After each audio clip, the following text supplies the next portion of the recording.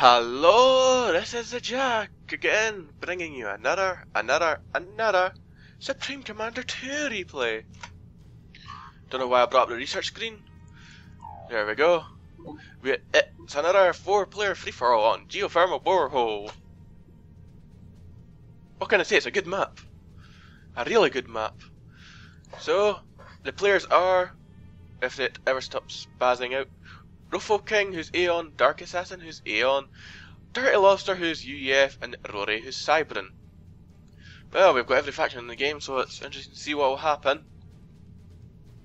We have Ruffle King on the bottom, going for an early scout, Lobster's on the left, Dark Assassin's on the right, and Rory's on top. So, what will everyone be doing? It looks like Dark Assassin's going for an early factory as well. Well, earlier, she's queuing it after the mass point with his engineer, so that'll take a while. Lobster, however, built his air factory with his commander. The commander does build a lot faster than the engineer. I think it's just under twice the speed of an engineer. An engineer, yeah, I think it's about twice speed, under twice speed even. It's like 75% better, but who cares? I don't really care all that much about the actual map of the game. There's the air scout on its way around. Rory's advancing forward with his 2 engineers. It looks like he's planning on sandbagging it up on this pylon once again. Lobster hasn't even queued a factory yet, but he is placing down heavy point defense in his base. Now, you'll probably find out soon enough why that is, but it's down to we've been favouring the energy drop lately. So early on, you'd build a air factory, you'd build a bunch of engineers and a transport, and transport them to somebody else within less than 5 minutes. And for the most part, most people are unprepared for this, so the heavy point defense in the base is a good deterrent to that. But would 2 be enough, one has to wonder. Here's the transport, however, and it looks like it's heading towards the Rory. As I was saying about the energy drop, here it is! Ruffle's been favouring it quite a lot lately. Looks like Dark's going for a mix of land and air, Rory's going for all land, and Lobster is going for all land as well for the moment. And here comes the drop. You should not do that on top of a commander. Those engineers won't live long. But it could be he's going for the engineer. But he failed. He did fail. It took him way too long to issue that sacrifice capture. Why he went for that engineer other than the one at the back, I'll never know. Oh, well, it looks like Dark's taking an opportunity to shoot down the transport. I do not blame him at all. So it looks like Dark's going for all tanks. Lobster's going for all demolishers. And Ruffle King's still undecided on what he's going to do after that failed attempt at stealing an engineer. Yes, stealing an engineer is very valuable in the games we play. We have a spoken rule of no research centres, but NG rules, which we named them as, means you can't build a research station of your own faction. So if you're, for example, for Ruffle King, he's Aeon. If he was to successfully steal this engineer here that he tried, he could return it to his base and build a research centre. Only one, and that's it. But that research centre would be a great bonus to him, making dropping and stealing an engineer worthwhile. He could also then go and steal one of Lobster's engineers and get a second research centre. But that's it. Only one from each faction that's not your faction. So even if it's steal an engineer from Dark Assassin, he still wouldn't be able to build an Aeon research centre. I hope I cleared that up for you. I probably didn't. If anyone has any questions about the rules on how they would prefer to implement them, I guess you can always feel free to ask. And if people ask, I'll write it down somewhere, I guess. It is good rules, it is good rules. It leads to a more fun game. Balanced? Well, research on or off the game isn't balanced, so can't say anything there. And that's pretty much it. It does give a good fun tactic at the start of the game though, to steal an engineer. Rather than just killing them, stealing them is worthwhile. Well, it looks like Dark's mixing in AA with his land force. It could be that he's seen Ruffle King's air. Lobster still spamming nothing. Oh wait, no. He's got the odd tank and mobile missile launcher in there. But mainly demolishers. That could be a problem for him if he's not noticed Ruffle King's air. He is building no AA whatsoever yet. And he's still afraid of a engine drop that he's building more point defense in his base. Is there even any plan? There's another transport there, so it could very well be happening. Rory is going all loyalists in the odd AA tower. It's odd that he's not gone for adapters. You always go for adapters. There's not even a Brackman, which is going to be a massive problem now that Lobster's moving up to him with demolishers. That lack of Brackman's gonna hurt Rory. And here comes attack missiles. First target, the radar. Next target, mass extractor. Ruffle King scouting the land force. The scout dies to Rory's AA towers. And here comes the charge, and here come the demolishers.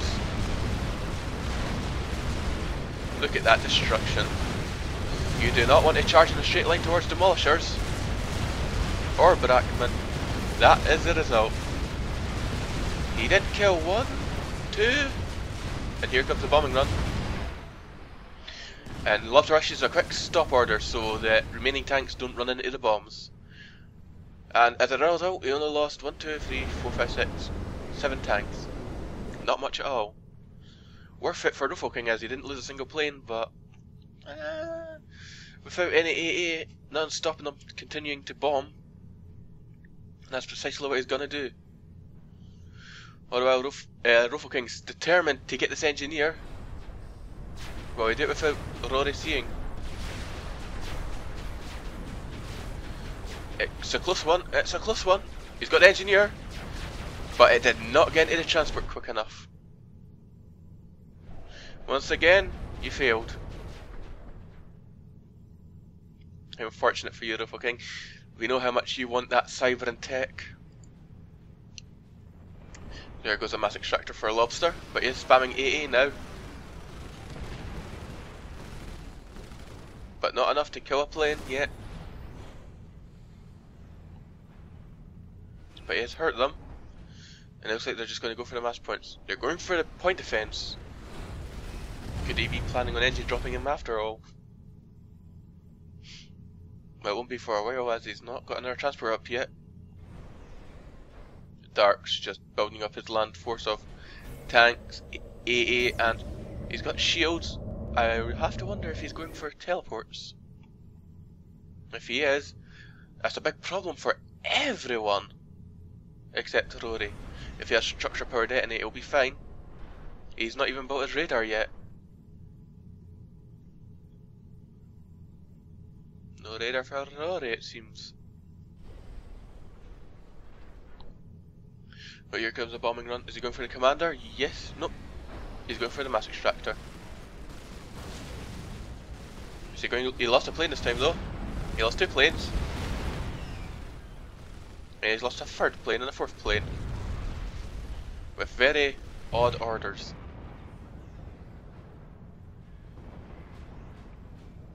What's next? Looks like Dark's moving out. Who's he going to attack? His best target with all that AA would probably be Ruffle King. We'll have to see if he decides on that. There's no point in sending all that AA to anyone else, and just as I thought, he is going down to Ruffle King. And Ruffle King is losing a lot of planes to bombing Lobsters, so he's going to have a harder time defending himself.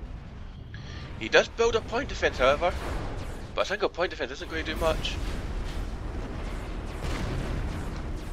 Here comes the bombing run. And those persisting scorch bombs are in effect. But that AA eats through the planes and only a handful are left. But Ruffle King has planes scattered all over the place that are not being used.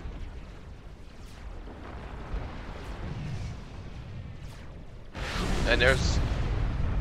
I don't know what happened there, but it looks like Ruffle King lost his commander. And there goes the factory. So now it's just his base left. What will Ruffle King do? Continue to issue bad orders, I wonder.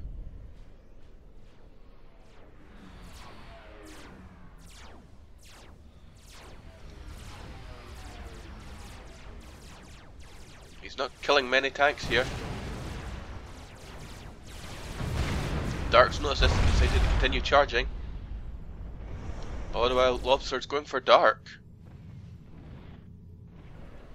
It's going to make it harder for Dark to defend and attack. Is he going to adopt a circular motion, I wonder?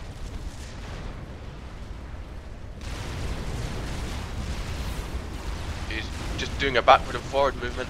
That's not as effective as a circular motion, however. Here it goes, this is more circular.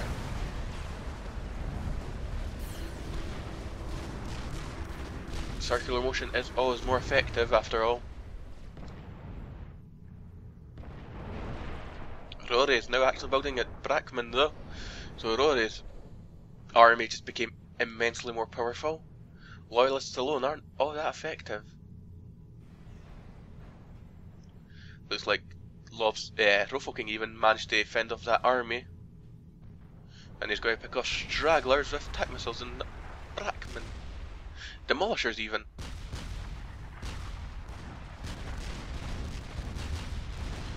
There we go, is he going to continue and attack Ruffle King, I wonder? Ruffle King was coming in for a bombing run. If he targets the centre, he's going to hit all the AA, but where's he going to hit? And he did hit a lot of the AA, there's only a handful left now. Not enough to actually inflict much damage on planes. Now, at this point we could have a mirrored effect of what happened earlier, and it looks like that's exactly what's going to happen. Out of vengeance, Dark's going for Lobster's base. As Lobster tries to attack Ruffle King.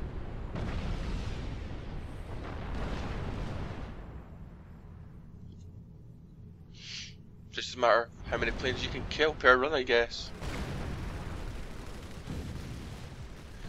There is not many planes at all to begin with. Yep, look. Plane. And there's another point defense, 2 point defense. So you're not progressing through that at all.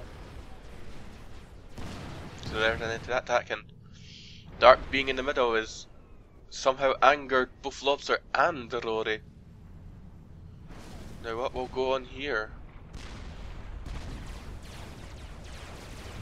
Before he gets a free bot. His biggest problem is the demolishers. They have enormous range. And oh god, that was a bad volley there. But bad for Dark, great for Lobster. It's just a matter of getting close enough to actually shoot consistently. Oh, that was another volley in the centre of the army. That's quite painful. But it looks like a forced fire for Lobster here. Dark hasn't noticed and he's walking right into it. Well, now he has, but he lost a good corner of his force there. Oh, that was a quick order from Lobster there that Dark never even noticed. Oh, here comes. This could hurt. This could hurt. Yep, and there goes another portion of the force. And it looks like Rory's even going for a full charge here. And now he's backing out. And the Brackman volley just overshoots very slightly. But he is losing a lot to the demolishers, and the demolishers are dying as well. Everyone got hurt there. Oh, well, we've figured out where Rory's been his research, and he's going for the nanobot weapon. This particle effect here is an upgrade for the Cyberan Commander that does While he's idle, as in standing still, not building or assisting anything, or repairing, he gets increased energy production. So, and that tech leads to nanobot weapon. Nanobot weapon on the commander is vicious for land armies. It increases its range so it outranges most land units. It increases its area of effect and gives it a damage over time effect. Add that to the training free for the commander, which increases the AoE range further, and get the rate of fire upgrade, and he becomes vicious. To become immune to most land armies, get that speed upgrade, and he outruns most land units. The only things that pretty much catch up to him are UEF units with afterburn. He's a great unit for kiting land armies when he's got these upgrades. But they're all research intensive. You have to survive long enough to achieve it. And even then, get veterancy on them for kills and kills and kills. That makes them even stronger. It's unreal. But it looks like everyone's idling while Ruffle King rebuilds. They're possibly trying to decide what to do. Dark's land force seems to be a complete 50-50 of tanks and mobile AA. I have to wonder if that'll help him against Ruffle King just fine, but against Lobster and Rory, it's going to be quite a rather large hindrance. Ruffle King's moving out. So is Lobster. What are these bombers going to do? Is he going to try and steal some kills? Yes, he is. 5. Was it worth it? Probably not. But the artillery from the demolishers are as crippling as ever.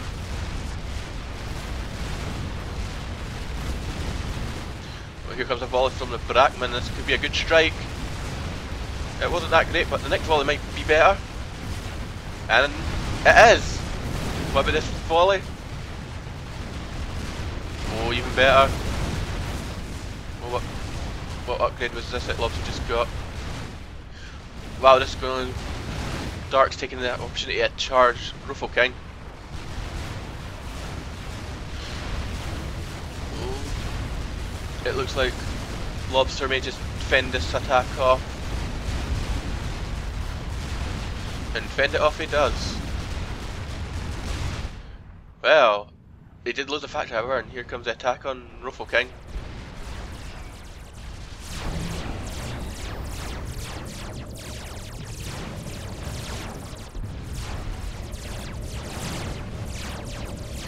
Those shields are very powerful.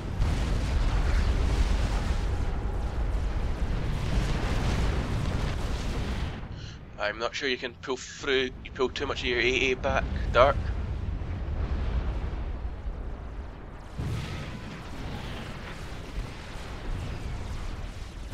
This is a troublesome move here. What's gonna happen? In fact, you might actually have enough AA here, Dark, but you're leaving it all behind. You really should move that AA forward as well. Now you've noticed. But the point defence are dying quickly. This will be a crippling blow for Ruffle King. While this is going on once again, Lobster's attacking Dark. Well, Dark attacks Ruffle King. The demolishers could prove useful here though. Well, that's a good strike there. I don't think it did much damage though, thanks to the shields. There's a lot of demolishers here, and that is the Gauss cannon upgrade for Lobster. It adds a barrel to the tank and demolisher. The demolisher fires 2 shells per volley, as you can see here. That makes it even more difficult to dodge artillery. But it looks like the circular motion's still proving too great for the artillery.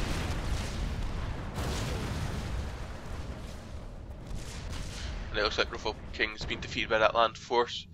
So that means everyone can stop investing in AA for the most part.